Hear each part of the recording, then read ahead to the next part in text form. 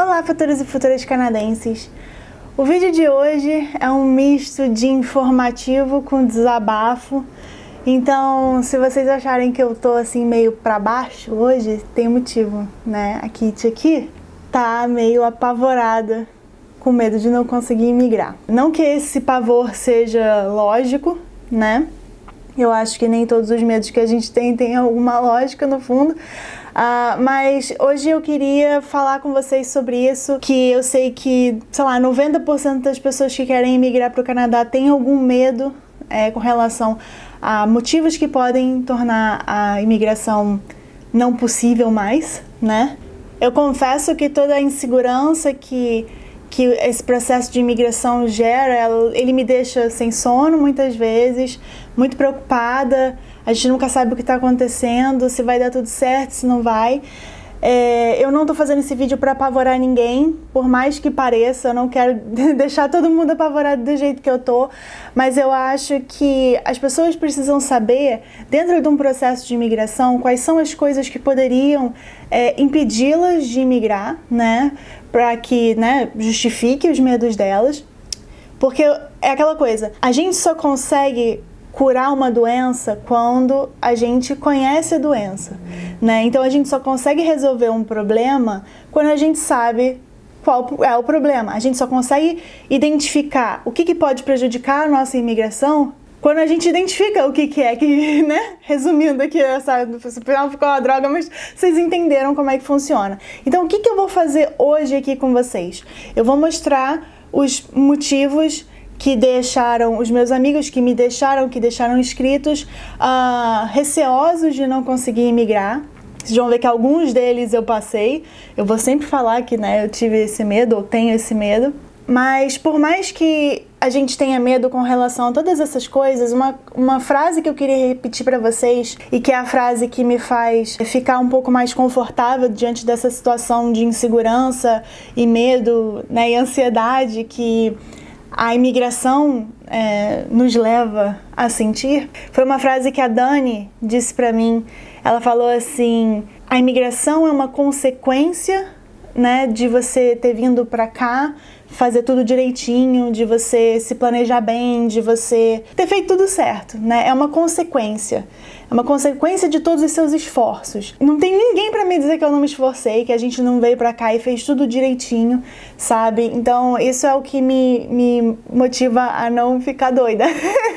Algumas das coisas que eu vou citar, elas são remediáveis, outras não. Mas, como eu falei, a gente precisa saber quais seriam as coisas que poderiam causar problemas na nossa imigração, para que a gente possa correr atrás antes de entrar com um pedido de imigração e não ficar sofrendo depois, né? Então vamos lá. A primeira coisa que é um medo de uma parte muito grande das pessoas é não ter o dinheiro suficiente. E quando eu digo não ter o dinheiro suficiente, não é só não ter o dinheiro pro college, caso você precise fazer um college aqui no Canadá. Claro que fazer um college aqui é muito, muito mais caro do que, né, seria caso você só viesse imigrado. Mas até para vir imigrado você precisa comprovar dinheiro. E eu conheço gente que tinha todo o perfil. Não, é impressionante, assim. Tinha mestrado, inglês maravilhoso, experiência de trabalho, tinha tudo para conseguir mais de 450 pontos e não tinha dinheiro para comprovar para imigração, né? Os 15 mil dólares por casal. Não tinha esse dinheiro. Então não conseguia fazer a aplicação para o processo porque não tinha dinheiro. Sim que é difícil a gente guardar dinheiro num lugar onde talvez a gente não esteja empregado, né? No Brasil, talvez você não esteja mais empregado, ou com os custos tão altos que talvez você tenha para se manter no Brasil, talvez não dê para economizar, mas a gente tem que pensar positivo, que tem tempo, né? Vai ter tempo para vocês poderem fazer isso, economizar o dinheiro necessário para vir para cá. A segunda coisa é uma consequência do tempo que você espera para vir para cá, que é a idade, né? Por quê? o processo de imigração atual, né, o Express Entry, ele vai comendo pontos a cada ano que passa, né? Depois dos seus 29 anos, você vai perdendo 5 pontos por ano, né? Então é aquela coisa, por você esperar demais, né, para juntar esse dinheiro, às vezes faz com que você não consiga imigrar tão rápido, não por causa do dinheiro, e sim por conta da idade. Mas uma coisa que eu tenho a dizer com relação a isso da idade é: o Express Entry não é o único processo de imigração. As pessoas um pouco mais velhas, se elas tiverem a oportunidade de conversar com um consultor e ver se elas têm perfil para outro processo que não leve tanto em consideração a idade delas, talvez seja uma boa ideia, tá? Vocês não estão fadados a cair no Express Entry, tá? Eu tô com uma dificuldade muito grande de conseguir ajustar essa luz desse inferno dessa câmera. O próximo receio, que é um receio, cara, que todo mundo vai ficar, é com relação a mudanças na imigração. A gente sabe, né, pelo menos o Express Entry, todo ano tem uma mudança. Pelo menos uma mudança eles fazem. Também é um processo novo, né? Eles estão vendo o que dá certo, o que não dá certo. Tinha muita gente que, por exemplo, estava querendo imigrar pelo Quebec, contando com o Mon Projet Quebec, e aí quando entrou o Mon Projet Quebec, falou assim: cara, perdi todas as minhas chances de imigrar pelo Quebec, agora eu vou ter que ir pela Express Entry, porque mudou tudo. A gente nunca sabe, na verdade, o que vai acontecer com a imigração. E isso deixa a gente muito inseguro. Não adianta vocês virarem pra mim e falarem: Kit, eu quero imigrar daqui 5 anos. O que você acha que eu devo fazer? Cara, eu não tenho a menor ideia do que você deve fazer. Eu não sei se o Express Entry vai existir até lá, mas eu imagino que as únicas coisas que você tem certeza absoluta que vão pedir de você é idioma e dinheiro. Então, disso não dá para fugir, de fato. Algumas mudanças vão ser sim benéficas, como por exemplo o fato de você poder ganhar mais pontos porque tem irmãos no residentes permanentes ou cidadãos canadenses, ou você ter 2 línguas, o francês e o inglês, ou então agora eles terem diminuído, agora não, né, já tem um ano que eles diminuíram a pontuação do LMIA, ou seja, estava um monte de gente ganhando 600 pontos, né, e passando na frente de todo mundo. Então agora eles diminuíram essa pontuação, então ajuda bastante. Por isso é importante você estar sempre atualizado com relação aos processos de imigração e tentar buscar se enquadrar neles conforme eles forem mudando, tá? Por mais que o seu planejamento seja para daqui 5 anos. Planeja com calma, mas vai se moldando ao que você quer, se o seu objetivo é imigrar para o Canadá. Ai, lá vou eu de novo. Esse é o problema de gravar com a janela aberta. De repente sai sol nesse Vancouver, né? Como é que pode? Tava chovendo 2 minutos atrás, agora resolveu sair sol. Uma outra coisa que tira o sono de muita gente, inclusive de amigos meus aqui recentemente que vieram falar comigo, é não ter nota suficiente no inglês, no CELPIP ou pro IELTS. Eu entendo que, sei lá, em grande parte dos casos o problema seja resolvido você estudando a prova, mas muita gente procura professores preparatórios pro IELTS ou pro CELPIP sem saber nada de inglês, ou com inglês muito básico. Gente, não tem como você passar numa prova de inglês, por mais que você conheça a prova, se você não tem inglês suficiente para poder fazer aquela prova, tá? Isso é uma coisa básica, não adianta você procurar um preparatório se você não fala inglês, tá? Fica essa dica, porque eu sei que muita gente procura. E o problema não tá nem às vezes no fato de você não ter inglês o suficiente para fazer a prova, e sim no fato de que às vezes você não é bom fazendo prova, ou você tem dificuldade com a língua inglesa, ou tem alguma coisinha dentro da língua, um dos aspectos da língua que você tem mais dificuldade, né? Às vezes a sua pronúncia é horrorosa e você precisa se dar bem no speaking e você não tem nenhuma vontade de falar inglês e aprimorar o seu inglês na parte falada, né? Então podem ser variadas as dificuldades aí nesse aspecto, mas, né, como eu falei, para grande parte dos casos eu acho que você fazer um preparatório ajuda muito, muito, muito. Né, foi o que ajudou o Thiago a conseguir a nota que ele precisava. O próximo tópico é um tópico delicado e que, na verdade, eu vou fazer um vídeo exclusivo sobre isso, que tem a ver com divórcio e perda de status. que isso é uma coisa que a gente nunca vai imaginar, que o nosso relacionamento pode ser o causador da nossa não imigração. Eu conheço pessoas que vivem hoje relacionamentos abusivos, onde o cônjuge que está estudando fala, olha, se você não andar na linha, eu me divorcio de você e você vai perder seu status. É o tipo da coisa que você fala assim, cara, que surreal! Por que alguém faria isso, sabe? Então você vê que o cônjuge trabalhador, ele fica sempre pisando em ovos para manter aquele relacionamento abusivo porque tem medo de perder o visto de trabalho dele. Eu não sei nem se realmente perde o visto de trabalho, mas eu acho que teria que entrar com o estudante, teria que entrar com algum processo, né, para poder fazer o outro perder o visto de trabalho. Mas como eu falei, eu vou fazer um vídeo exclusivo sobre isso. De novo a luz, meu Deus do céu. Kate, por que você não fecha a janela? Porque aí vai ficar muito escuro. Então voltando, eu vou fazer um vídeo exclusivo sobre isso e explicando exatamente as situações que as pessoas que tiveram os relacionamentos delas em crise aqui, o que elas passaram, para vocês tentarem contornar essa situação antes mesmo de chegar aqui, tá? E por que certas coisas aconteceram. O próximo motivo, ele é um motivo para as pessoas que já estão no processo. Então a gente acha que as pessoas elas só têm medo de não conseguir imigrar quando elas ainda não estão no Canadá ou quando elas ainda estão estudando aqui, mas não, as pessoas têm medo também quando elas já estão no processo, quando elas já enviaram todos os documentos delas e por enquanto não tem nenhuma resposta, né? Então o que acontece? Se vocês forem ver em fóruns, como por exemplo o Miami Tracker, vocês vão ver que tem gente que tem o processo recusado por variados motivos. O que eu vejo, ao contrário do visto de estudos e trabalho, né, a questão da residência permanente, não só do visto de estudo e trabalho, mas também de turismo, é que quando você faz um processo de residência permanente, você ainda tem uma segunda chance deles pedirem documentos adicionais. Ou seja, faltou isso aqui, precisa explicar melhor isso aqui, eles vão mandar uma mensagem para você pedindo documentos adicionais. Então, a não ser que ele esteja assim muito ferrado, eu acho, eu não sou consultora de imigração para falar sobre isso, você vai ter uma segunda chance de se retratar caso você tenha colocado alguma coisa que está faltando, né? Ele não vai ser recusado de cara. Mas mesmo assim, né? Pode ser que ele seja recusado, né?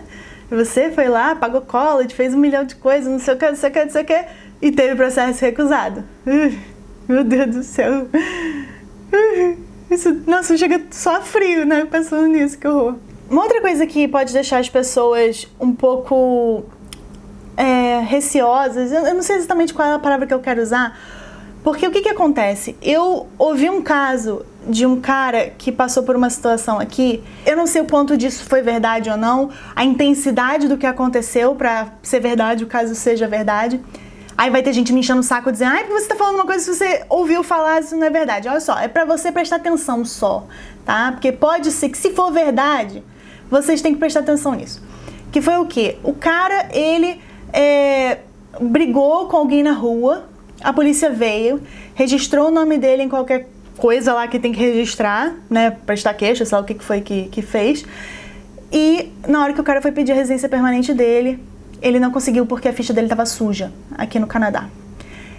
Eu não sei o quão séria foi essa briga para isso ter acontecido, quão séria precisa ser essa briga, ou quão séria precisa ser aquela coisa que sujou o seu nome aqui no Canadá, ou no Brasil, né? Ou em qualquer lugar que você possa ter ido no mundo. Mas se eles pedirem o seu criminal record, né? O seu nada consta, sei lá como é que é o nome, a sua ficha criminal, acho que é esse o nome, não sei.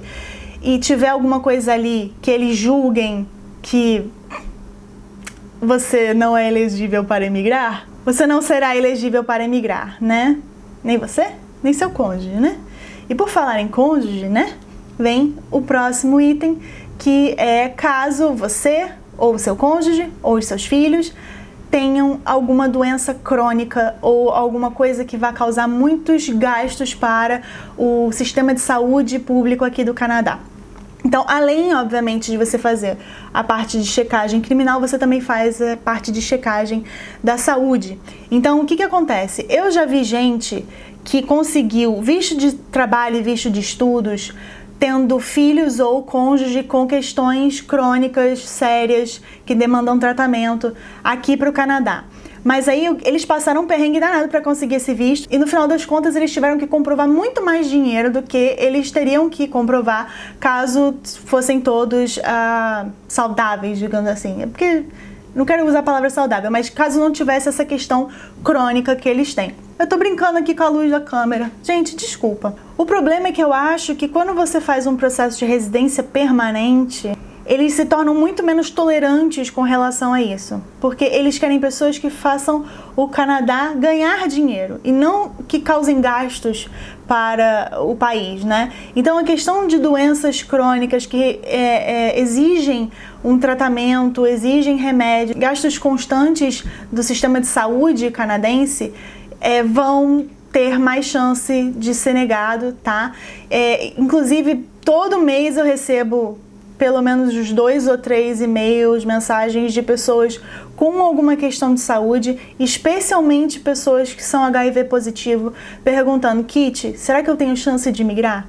E olha, eu não posso dar certeza, mas eu acho que é muito difícil você conseguir imigrar, tá? Uma outra coisa que pode causar recusa do seu processo de imigração é uma coisa que eu espero que ninguém faça, né? Que é fraude de documento, tá? Que eles chamam tudo isso assim de fraude de misrepresentation, que é você dizer uma coisa no seu processo de imigração que não é verdade. Então, eu acho que isso talvez não com o nome fraude, pode acontecer caso você preencha alguma coisa de forma errada, um dado que você escreveu errado, alguma coisa que você escreveu errado, seja por desatenção, seja porque você confundiu bom, não sei. Entendeu? Eu vejo que esse é um dos motivos pelos quais as pessoas mais contratam consultores de imigração, que é para não correr o risco de colocar alguma coisa errada naquele processo, né? Então, essa coisa da misrepresentation, da fraude, tem várias consequências, inclusive uma delas é você ficar 5 anos sem poder entrar no Canadá. Então, nós não queremos isso, não é mesmo? Nós queremos poder entrar no Canadá e ficar aqui, não é mesmo? Então, tem que prestar bastante atenção na hora que você estiver fazendo o seu processo de imigração. Eu não acho que você precise contratar um consultor de imigração na hora que você for fazer o seu processo, mas se você não se sente seguro na hora de preencher toda a papelada, aí vale a pena, realmente. Uma última coisa que foi uma questão minha, um medo meu, quando eu estava preparando tudo, né, antes de sair do Brasil, para já ter todas as coisas certinhas para o processo de imigração quando chegasse aqui, é comprovação de experiência de trabalho. Por que eu tive esse problema? Porque eu sou autônoma, então eu tinha que juntar carta de tudo quanto era cliente, e eu não tinha como, gente, como é que eu vou conseguir juntar carta de cliente que morreu, de cliente de outro estado, de cliente que não fala mais comigo, de empresa que faliu. Era um negócio assim que não tinha como. E eu vejo que muitas pessoas também contratam consultoria de imigração por conta disso. Às vezes elas ficam muito confusas em: ai, cara, eu tenho uma empresa que eu sou sócio e eu não sei como comprovar. Eu tenho caso tal e eu não sei como comprovar. Eu prestava serviço para a empresa da minha mãe e eu não sei como comprovar. Então acaba que você conversando com alguém que sabe como fazer isso facilita muito, né? Se você tem um emprego normal, não vai ser tão difícil assim de comprovar, mas isso é para as pessoas assim como eu que não tem um emprego normal, né? Aí dá aquele medinho. Mas, gente, por mais que eu tenha listado tudo isso, que provavelmente agora vai deixar vocês sem dormir também, e preocupados com algumas coisas, eu quero dizer o seguinte: existem formas de você remediar esse medo, essa ansiedade, essa preocupação, essa angústia, qualquer que seja o sentimento que te assola com relação ao processo de imigração, se aceito ou não, tá? Faça as coisas com atenção, planejamento e cuidado, tá? Eu não digo nem calma, porque é muito difícil manter calma nessa hora, né? Principalmente eu aqui, que sou uma pessoa meio descontrolada aqui. Eu não consigo manter a calma. Mas converse com as pessoas, converse com amigos, não precisa ser com um consultor. Conversa com o seu cônjuge, pede pra ele dar aquela sacudida em você. Para com isso, mulher, sossega! Assim, entendeu? Pede para as pessoas conseguirem te dizer coisas que vão te acalmar. Eu acho que ouvir a experiência dos outros é sempre bom para acalmar a gente. Se o seu processo de imigração estiver demorando muito, fica calmo. fica calmo, mapeia, faz como eu falei agora, tem o My Tracker, fica mapeando os processos de outras pessoas para ver quão rápido tá indo, quão lento tá indo, em qual parte do processo você tá. Eu acho que isso dá uma sensação de segurança na hora que você vê, o meu processo já passou da fase tal e foi para a fase tal, né? E ver que outras pessoas estão passando pelo mesmo que você. Eu acho que isso tira um pouco do nosso receio. Bom, gente, é isso. Espero que vocês tenham gostado, apesar dessa luz que mudou o tempo inteiro nesse vídeo. Compartilhe com seus amigos, para eles também ficarem cientes de todas as coisas que podem causar problemas na hora de migrar, tá? Por mais que falte muito para eles imigrarem, é sempre bom a gente saber. Deixe seu joinha e a gente se vê na próxima. Tchau, tchau.